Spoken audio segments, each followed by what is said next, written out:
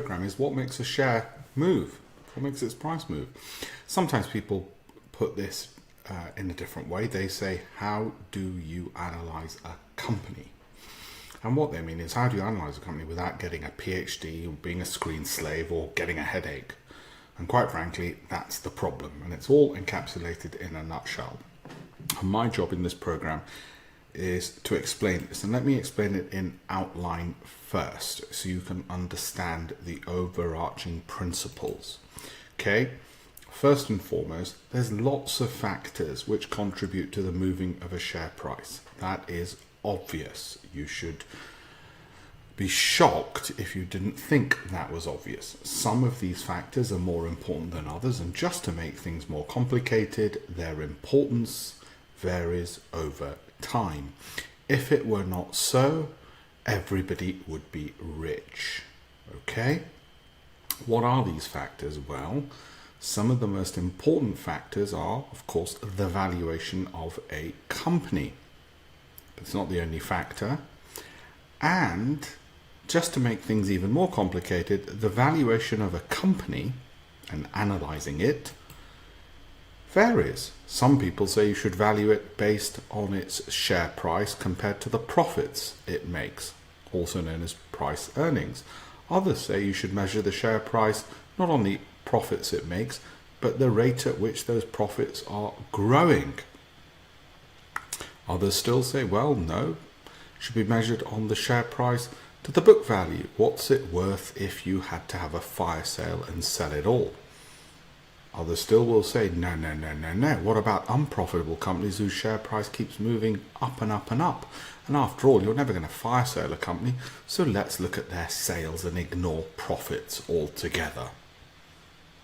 And others still say, no. A company or any asset is just worth all its future earnings brought forward to today, or discount cash flow.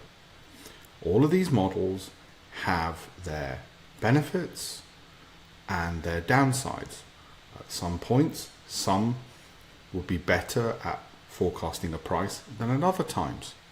The problem is they all combine an element of truth, and there's another problem.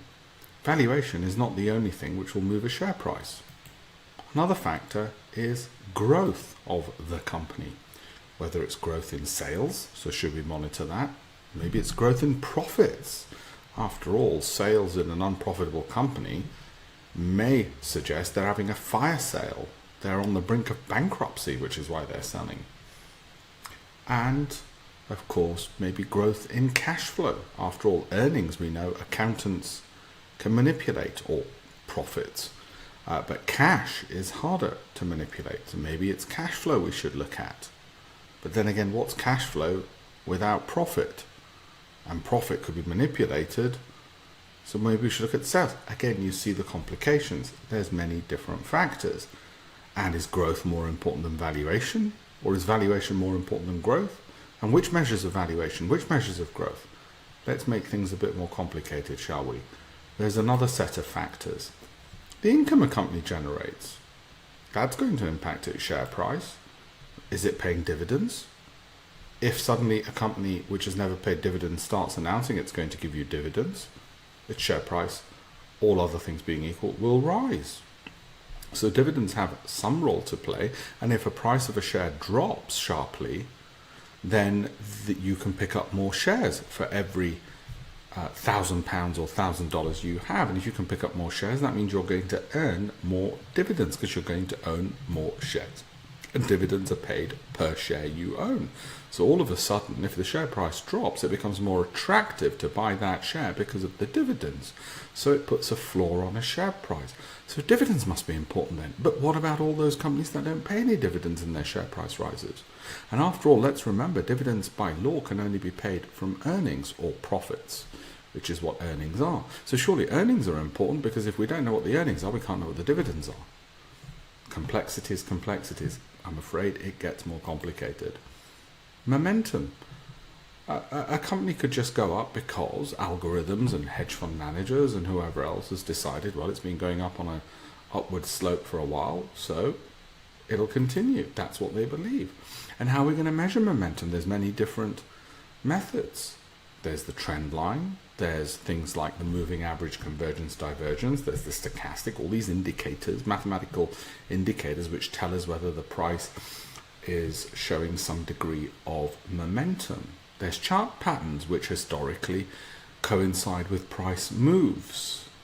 There's media announcements, which may lead to momentum in a stock, but has very little to do with its dividends or earnings or sales growth or cash flow or book value or discount cash flow. Have very little to do with any of those. And yet the share price could be moving as a result of these as well. Oh, just to make it a bit more complicated, there's also statistical analysis.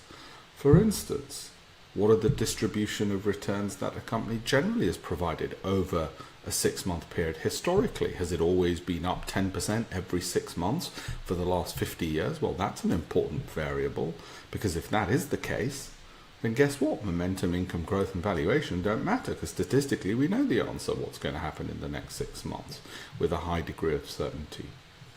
What about correlation? Is it just highly correlated to the broader market? It might be a stock which, if every time the index of which it's a part or the sector of which it's a part goes up, it also rises by the same amount. Well, in that case, it's got very little to do with the company. It's far more to do with the market it's a part of, the global economy it's a part of. Of course, all of these factors weigh in on what moves a share price, but their importance will vary. And there is no one single answer to what is relevant and important. They all are, but to varying degrees. So what are we to do? What is the answer? What is the grand reveal? How do we get a formula for success? Well, logic tells us do not look at only one method of calculating one thing. So don't look at just one method of calculating valuation, such as discount cash flow. That would be foolish. After all, we've just answered. There's many different ways of looking at something, and all these things are important. What I far prefer doing, logic alone tells me the answer must be right, is I filter in the interest of safety by looking at everything. By looking at all these factors and weighing them accordingly. It's the weight that I put to them which comes with expertise, experience, academic literature, which tells me what the weights should be. Now you might say, hang on, Alpesh, what are the weights for price-earnings ratio?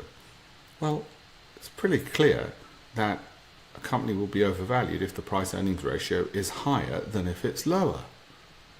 Similarly, if price-to-book ratio is higher, it's more likely to be overvalued than if it's lower. Okay? So we know earnings are better than not having them. We know an increase in earnings compared to last year is better than having a decrease in earnings. These things are obvious. It doesn't take a scientist to work that out. Okay? If at any point at all these factors that you're looking at, you're not happy with something, don't buy. You don't have to. The number of people I know just keep analysing a company and going, I can't work out. I'm really worried about its discount cash flow valuation, even though everything else looks okay. Because there is not such a thing as perfection. You're not going to find a perfect valuation, perfect growth on every metric, perfect momentum, perfect income. It doesn't exist. And because it doesn't exist and you will not be able to find it, it is foolish to look for it or think that you will indeed find it. It won't happen. So what are we then to do? Well, we get to those metrics, and there are many online tools as you work through the program you will see which allow you to screen. I do it anyway and give you the answers of what I think on a valuation, growth, income, momentum metric are good companies. I might look at an analyst forecast, for instance, and then say, well, that's an idea. Now that I've got an idea, let me analyze it for value, growth, income, momentum, and statistical distribution and give you the answers. But what if you want to find your own answers? Simple. As you work through the program, you will realize and learn which metrics are good valuation metrics, which are good growth metrics, let alone common sense, tells you a higher price compared to profits is not as good as a lower price compared to profits. And there are screening tools and other tools we'll show you which help you find these answers. So then the question arises, what's the difference between a speculator and an analyst, or somebody who does analysis? Well, I want you to consider this. Imagine crossing the road. Imagine crossing the road but looking both ways. Well, you've taken on all relevant information. So when you cross the road and you look both ways, the likelihood of your success is high because you took on all relevant information. Specifically, were there any cars, traffic, or anything which could cause you harm? Okay, so the chances of you crossing the road successfully are fairly high. That's an analyst. That's rational analysis, right? That's somebody who, when picking a stock, looks at growth metrics, valuation metrics, income metrics, momentum, and distribution of statistical analysis as well. They put everything into there. A speculator is somebody who looks at one piece of information, leaves out lots of important pieces of information. A speculator is somebody, for instance, in the crossing the road analogy, who just looks at the other side of the road and just ensures that there's nothing in their peripheral vision. They don't turn right, they don't look left, they don't do any of that, they just look across. That's a speculator. The danger with a speculator is when it comes to stocks, there's lots of information they ignore, which rationally anybody would say is important to consider. And also they only look at usually one piece of information that they found, such as, well, I heard this company won a contract. That's a good enough reason. Well, what about all the other factors that you might want to look at? It's like a person crossing the road and saying, oh, I can see a pretty girl opposite. That'll do for me. I'll cross the road. Ignores everything else. Okay? Highly likely to get run over. That's a speculator. A speculator ignores important pieces of information, doesn't attach due weight to them, instead focuses on few pieces of information or irrelevant information completely. They have a lack of discipline, a lack of focus, a lack of analysis, a lack of thought, and usually a lack of logic. That's a speculator, right? That's the difference in a speculator and somebody who does rational analysis. Now, don't get me wrong. Speculators sometimes get lucky. They get to cross the road. At that point, the speculator thinks speculation is the way to go, until one day, continuing in their merry habits, convinced that they must be doing something right, they get run over. Simple as that. Let's put it another way. Imagine you're going out on a date. The difference between a speculator and an analyst is the speculator will look at one thing. Oh, the person opposite me's got pretty eyes. I like those eyes. I think I'll get married to them. The rational analyst will take lots more data and weigh it. And should they find there are things they don't particularly like, because nobody's perfect, not even a stock or a company, they may say, however, there are other compensating factors. For instance, they might say the discount cash flow on the valuation of this company is a little bit high. However, the price earnings ratio and the price earnings growth ratio are fine, and the growth of the company is strong. Therefore, I like this company. Whereas if the discount cash flow is high and the price earnings ratio and the growth was low, in other words, the company had nothing going for it, then that very same discount cash flow carries more weight as a negative, because the company's got absolutely nothing, no redeeming features, no positive qualities. In other words, you could be on a date, two different people looking at two different companies, both with identical, let's say, green eyes, but you pick one over the other. Why? Well, because there are other factors to consider than just the color of their eyes. It's the same thing with stock picking. In fact, it's the same thing with everything in life. We always look at all the information and weigh what we can. Okay, that's how you make a judgment. You do not make it on the fact that, she had a really good handshake, I'll marry her. Given that you don't do that in other parts of life, don't do it in stock selection either.